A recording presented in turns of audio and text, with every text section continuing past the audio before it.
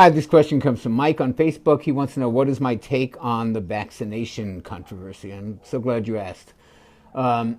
Look, Mike, from a public health standpoint, there's no question but that the eradication of these diseases, measles and mumps, is really one of the triumphs of conventional medicine.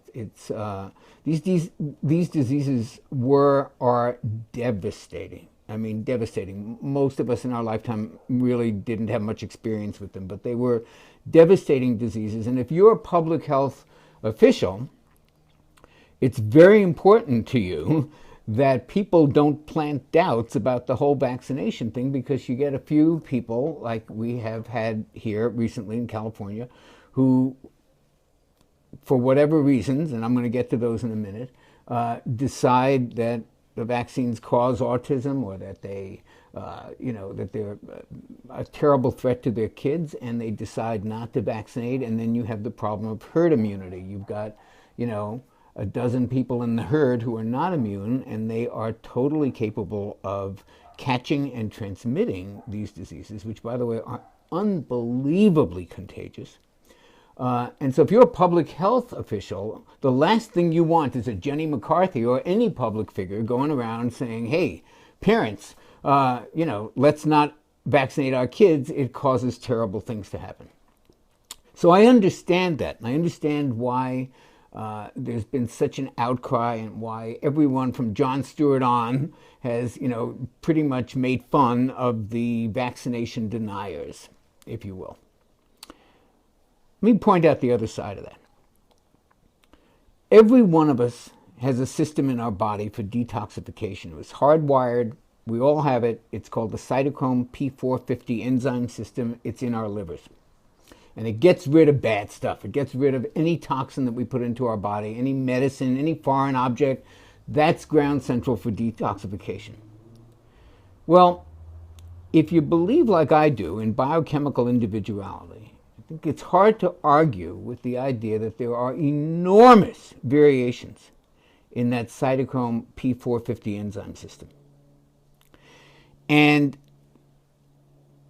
it's unlikely to me that somewhere there isn't someone whose system isn't capable of handling the stress of the vaccine as it's currently given.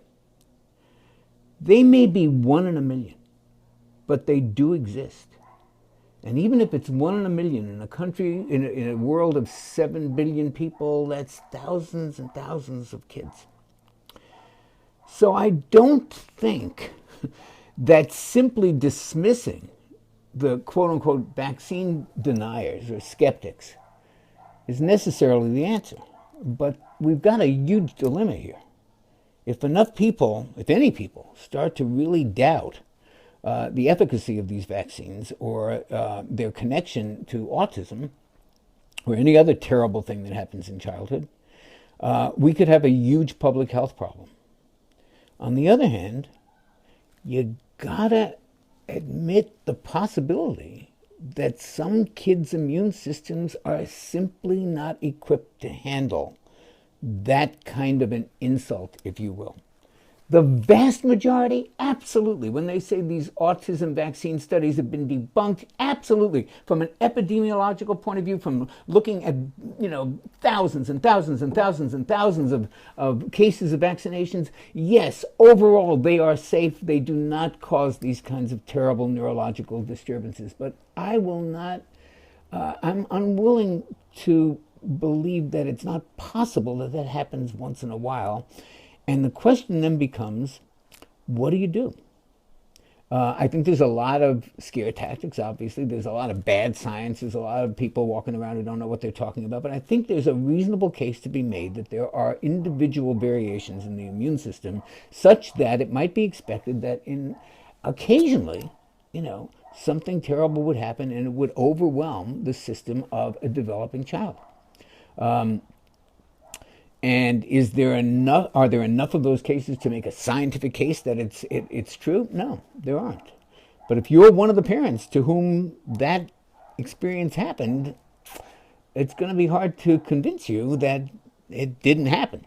Now, this is all compounded by the fact that many of these diagnoses, like autism, happen to happen at the exact same time that we happen to vaccinate kids. So you've got a diagnosis that tends to happen around age 2, which is around the time that the kid gets vaccinated, and it's very easy to make the assumption that one caused the other, and that may not always be the case, but it might be the case sometimes. And I think the big challenge here is to find a way to honor that possibility. And if you're a parent, you don't care as much about the other 6 billion people. You want to make sure your kid is not the one kid in a million who's going to be affected by that. But the answer isn't necessarily not to vaccinate. Perhaps the answer is to find a way to either measure the vulnerability of certain children to these kinds of insults, if you will. Perhaps there's a way to stagger the vaccines in such a way that the impact isn't quite as great. I don't know the answer, but I know that simply calling everybody who has some doubts about it a nut job is not the answer, and giving in to the fears, which are often unfounded, but perhaps not always, isn't the answer either. And that this issue is a very difficult one because it requires balancing individual interests with that of the greater good. And unfortunately, I don't have the answer to that, but I do have a sense of the complexity of the question. And I hope that helps.